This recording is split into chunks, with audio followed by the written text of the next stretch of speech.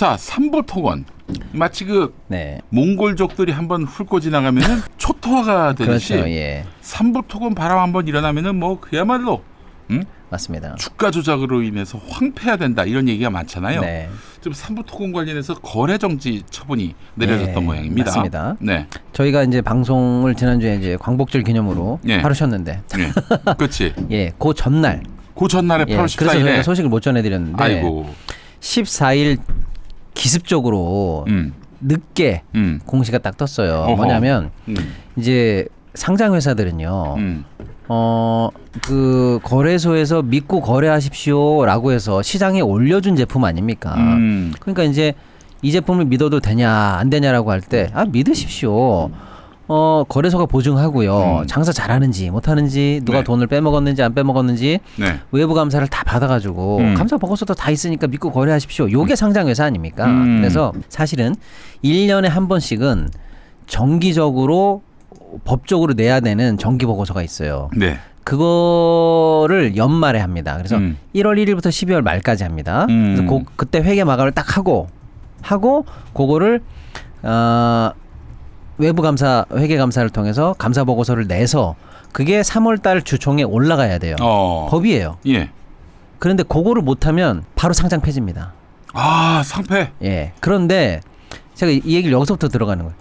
지금 2024년이잖아요. 네. 그러니까 2023년 말에 회계 마감을 하고 올 그러니까 3월 정기 주주총회에 회계 보고서랑 감사 보고서 올려갔었어야 당연히 될 거 올라야지. 아닙니까? 예. 요때 이미 1차적으로 감사가 의견 거절해요. 여기 문제가 있다. 그래가지고 문제가 있다고 딱 하면 바로 공시가 되거든요. 그리고서 14일 이내에 무조건 회사가 저 할 말 있습니다라고 이의 신청을 해야 돼요. 그렇지. 이의 신청하면 인정한다는 거 아닙니까? 네. 그럼 바로 상패입니다. 네. 상패 폐지예요. 그러니까 이런 일이 일어났다는 건 이미 충격적이라는 얘기거든요. 근데 그렇지. 그때 그래서 결국에는 정기주주총회 때 감사 그 결산안이랑 감사 보고서가 통과를 못 해요. 주총이 연기가 돼요. 이 건으로.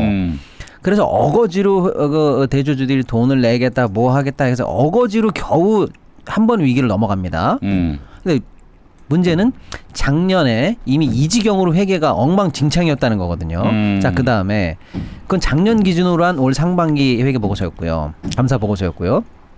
근데 이제 반기가 지났죠. 2024년 반기가 지났죠. 1월부터 6월까지. 그래서 이 반기가 지난 거에 대해서 회계감사가 또다시 반기 보고서를 내야 되는데 요때 또 의견 거절이 나온 거예요. 그게 언제 나왔냐면 지난주 8월 14일에. 그래서 그때 그러면 거래 정지가 될 만큼 폭락을. 아니요. 바로 그 다음날 무조건 거래 정지입니다. 아, 감사 보고서가 안 나와서 그럼 무조건 거래 정지예요. 폭락이 되기도 전에. 그렇습니다. 이게 네. 오토매틱이에요. 그래서 그 다음날 거래 정지가 돼야 되는데 그 다음날이 광복절인 거예요. 네.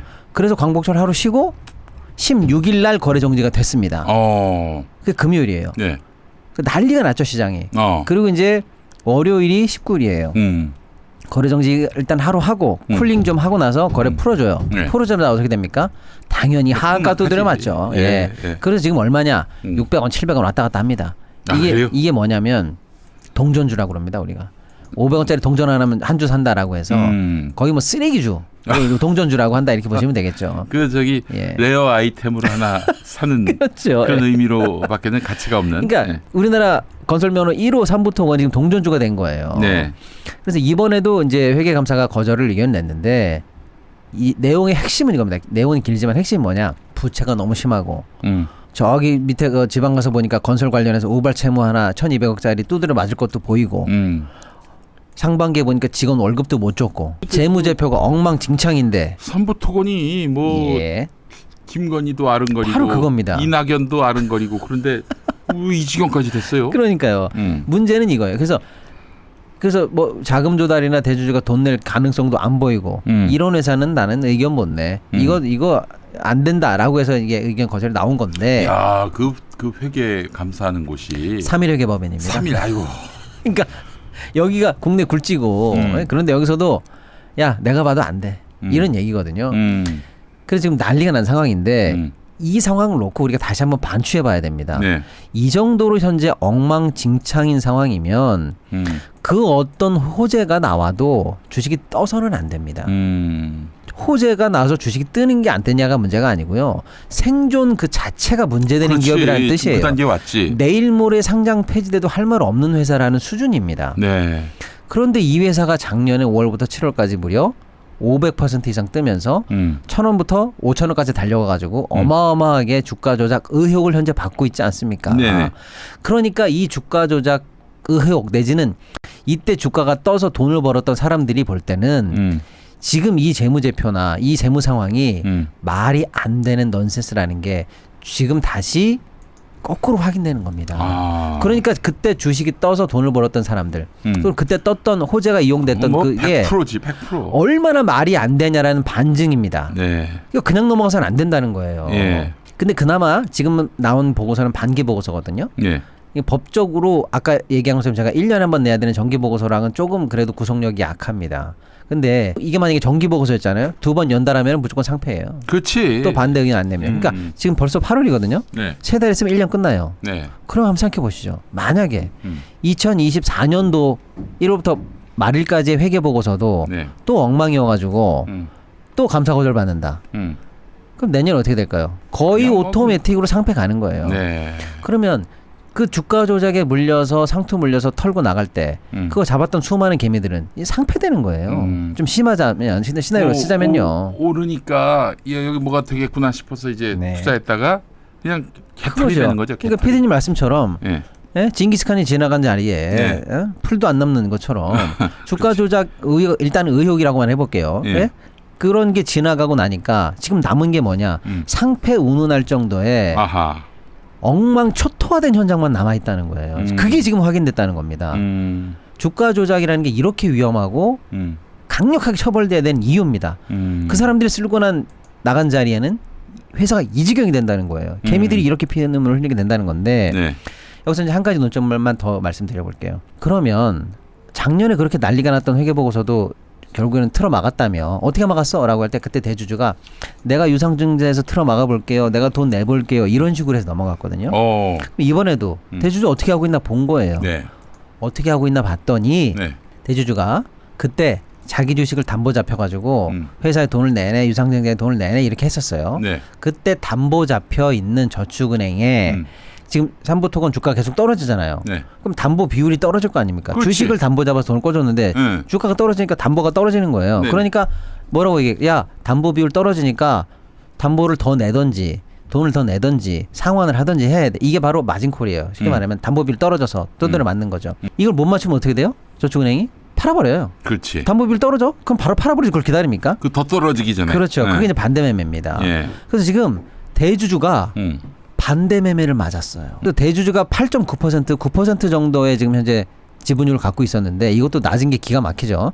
무슨 상장회사의 대주주가 10%도 안 되는 지분을 가지고 대주주 행세를 하는지도 웃기는 거지만 9% 갖고 있었는데 지금 반대 매매 맞아서 현재 대주주의 지분율이 4.9대예요. 반이 날라갔어요. 야, 이거 자기 갖고 있는 지금 팔렸다니까요 지금. 보통의 대주주면은요 반대 매매 경고 들어오면은요 네. 어떻게든 돈을 마련해서 채워 넣던지 그렇지. 지분율을 올려냈습니다. 네. 담보비를 올려내요. 네. 손을 놨다는 얘기예요. 반대 매매를 대주주가 두드려 맞았다는 거는 손 놨다는 얘기입니다. 이거 그러면 결국 이득 볼 거 다 받고 나는 떠난다. 그렇게 추정이 된다는 거예요. 아하. 자, 그러면 한번 다시 해볼게요. 예. 주가 조작 의혹이라고 다뤄볼게요. 의혹이 휩쓸고 갔죠 작년에. 네. 부채 비율 400%가 넘는 어마어마한 회사에 쓰레기 회사에다가 주가 조작을 담궈서 휩쓸고 갔어요. 그 후폭풍을 개미들이 뚫려 맞았어요. 네. 그리고 지금 쓰레기 주식이 됐습니다. 네. 아, 죄송해요. 삼부통에 투자하고 계신 주들도 계시니까 동전주까지 추락을 했어요. 작년에 회계감사 거절 맞고 이번에 반기 또 거절 맞았어요. 자, 네. 그런데 대주주가 회사 구하기에 나서지 않았다.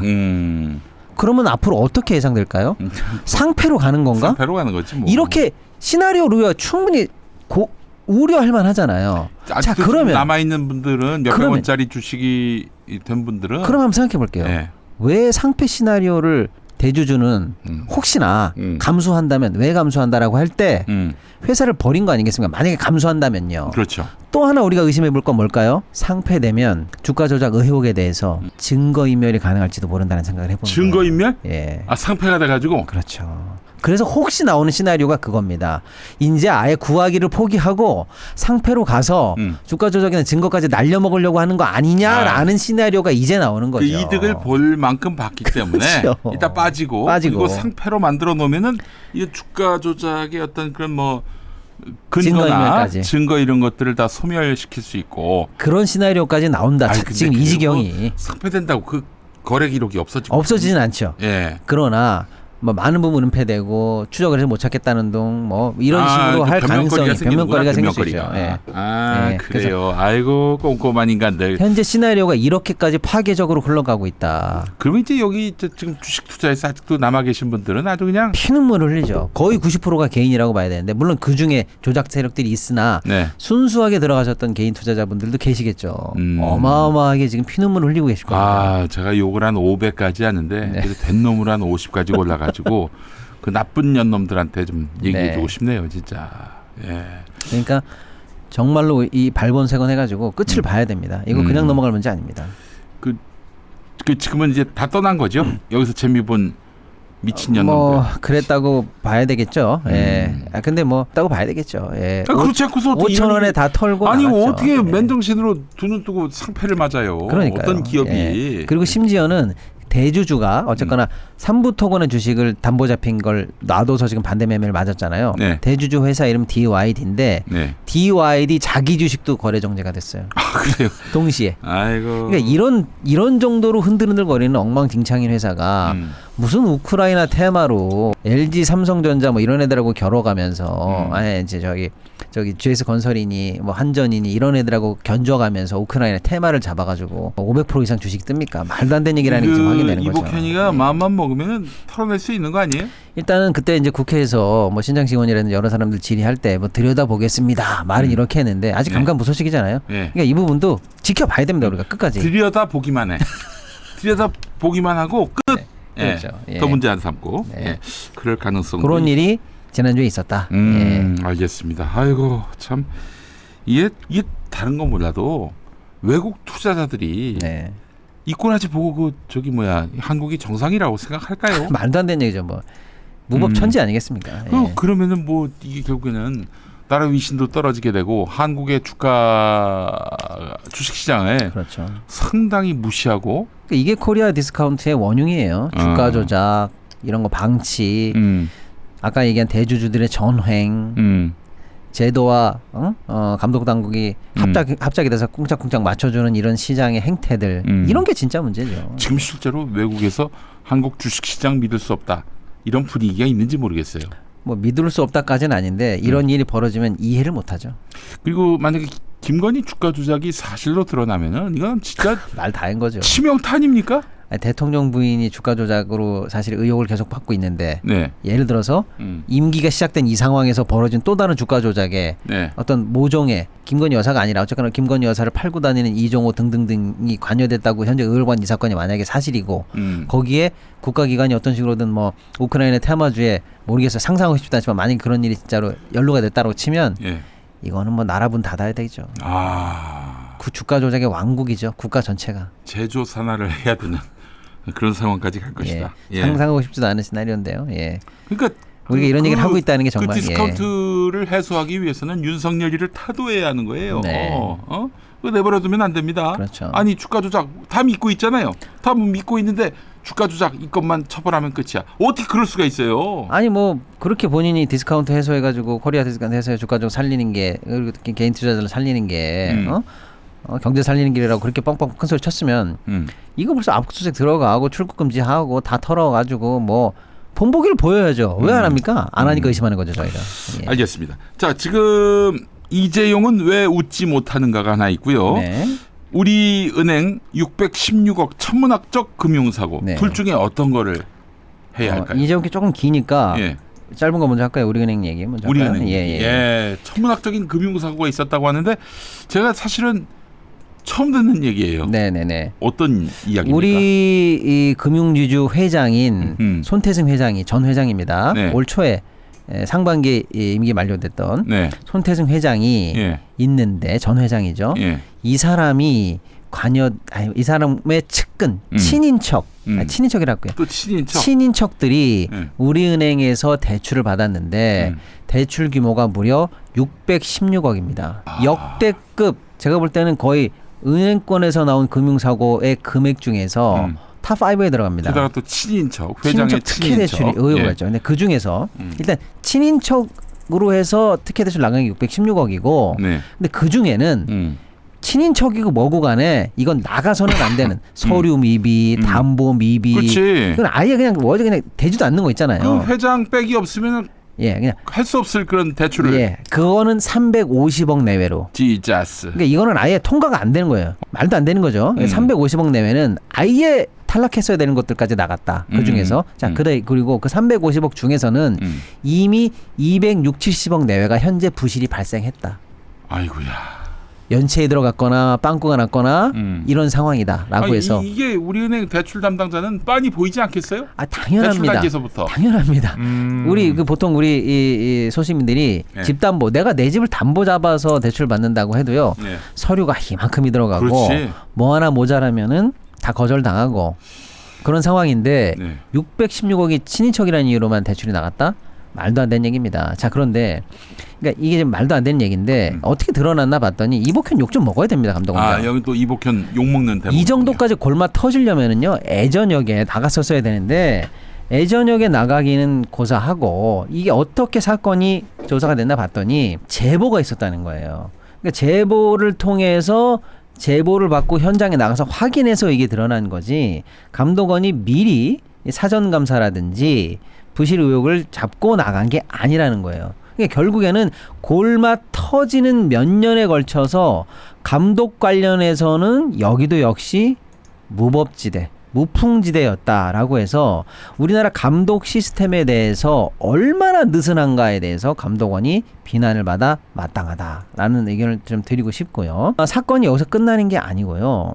지금은 우리은행에서 나간 600억대의 특혜 대출만 현재 기사가 되어 있는데 어떤 다른 기사에 따르면요. 우리금융지주의 다른 계열사들이 있어요. 예를 들어서 우리종금, 우리저축은행 등이 있는데 여기는 왜 조사 안 하냐. 여기도 회장 측근 대출이 있다라는 현재 기사가 나옵니다. 와. 그럼 거기까지 밝혀지면 특혜 대출이 1000억대까지 올라간다는 보도가 나오기 시작합니다. 와. 그럼 감독원이 뭐 해야 됩니까? 예. 우리은행 지금 쳐들어가야 되고 우리 종금 쳐들어가야 되고 우리 저축은행 쳐들어가서 시스템의 문제가 뭔지 발본색원 해야 되는데 감독원 현재 얘기는 이겁니다. 현재까지 얘기는 우리 종금이나 우리 저축은행에 조사할 계획은 아직은 없다. 이건 뭐 하는 건지 모르겠어요. 결국에는 이제 저 그 손 회장 예. 저 윤석열 때 임명된 거 아니겠어요? 그렇죠. 큰 손들은 결국 근데 이것도 더 웃겨요. 그러니까 우리은행이나 감독원의 핑계는 이거예요. 그러니까 지금 현재 그 실무총 본부장 하나가 총대를 메고 네. 책임지는 것 같은데 우리나 감독원 얘기 그거예요. 손태승 회장의 직접적인 연루 의혹은 현재까지 확인된 게 없다. 아니 물론 그렇게 해야겠지. 아니 근데 저는 이게 더 웃기는 거라고 봅니다. 그럼 보세요. 우리나라 굴지의 은행인데 여기서 600억이 넘는 돈이 엉망진창으로 대출 나갔어요. 그렇지. 그러면은 회장 같은 최고위층이 힘으로 시스템을 붕괴시켜서 이런 일이 벌어졌다라고 하는 게 맞아요. 근데 그게 아니면요. 뭐 2단계에서 그게 아니면 더 웃기는 거라니까 제 얘기가. 회장의 관여가 없는데 우리나라 은행에서는 아무나 서류를 내도 600억 부정 대출이 나옵니다라는 걸 그걸 믿으라는 거예요? 그게 더 웃긴다는 얘기예요, 제 얘기는. 손태승이의 잘못이다라고 우리가 한정 짓기보다는 손태승이가 자기 친인척까지 동원해서 600억을 은행 돈을 빼다가 어떤 분에게 갖다 바친 게 아닌가. 이런 상상의 나라를 펼 수가 있는 거야. 너무나 중요한 포인트입니다. 그러면 보세요. 말도 안 되는 부정대출로 축소해보면 350억이라고 그랬고 그렇지. 이미 부실이 발견된 게 270, 80억 대회라고 하잖아요. 그럼 그 돈 중에서 실제 나중에 부실로 확인되는 돈이 적어도 몇백억은 나올 거 아닙니까? 그렇죠. 그럼 그 돈은 어디로 갔을까요? 어디로 갔을까? 우리 금융계는 이런 시나리오를 또 돌립니다. 만약에 이게 진짜 그렇죠. 윤석열이하고 무관하다 그러면은 손태승이가 깜빵 갔지. 그렇죠. 예를 들면 깜빵 갔고 아주 그냥 우리는 아작이 났을 그럼요. 거예요. 그러니까 예를 들어서 어떤 가짜 회사 만들어 놓고 재무제표 조작해가지고 파산시켜 놓고 말도 안 되는 거래장부 몇 개 그냥 위장거래 몇 개 해놓고 거기다가 대출 한 60억 받아놓고 한 두어 달 거래하는 척하고 이자 내다가 갑자기 감시가 소홀해지면 이제 이자 안 나고 나중에 부실 채권으로 만들어가지고 은행은 손실 있고 그 돈은 허위 거래를 통해서 빠져나갔고 그렇지. 이런 돈들이 나갔을 거라는 거예요. 여기 있는 그 부실대출 내에서 네. 그런 걸 조사해봐야죠. 자금 끝까지 로비는 없었는지. 요거는 분명히 규명을 해봐야 될 것 같습니다. 예. 손태승이가 어떻게 그 처분되느냐도 그렇습니다. 봐야 되고 만약 그냥 뭐 아무 잘못도 없이 그냥 넘어간다. 아니 그러면 그 부실은 누가 책임을 지나? 더 웃기는 얘기예요. 예. 그러면 뭐 손태승 이름 팔고 다니면 우리은행은 묻고 따지지도 않고 대출해준다는 엉망진창 손태승이가 뭐라고? 동네 사채 대출업자보다도 못한 은행이라는 걸 스스로 자인하는 건데 말이 됩니까? 사채업자도 이렇게 대출 안 해주겠네. 제가 여러분 누차 예. 말씀드립니다. 뭐하간 이상하면은 상상에 맡깁니다. 네, 예. 알겠습니다. 저기 이재용 얘기는 다음에 한번 또. 다음에 나올 일이 또 있는 게요. 예. 이 건과 묶여져 있는 게 삼성모직 제일화재부터 삼성물산 제일화재부터 시작돼서 지금 나오는 거거든요. 이재용이야. 예. 얘기하지 말라는데. 하든지 연관 뉴스가 계속 나올 거기 때문에 예. 묶어서 또 해드리겠습니다. 알겠습니다. 예. 오늘도 박시동 골디락스 경제연구소장님과 함께했습니다. 말씀 잘 들었습니다. 감사합니다.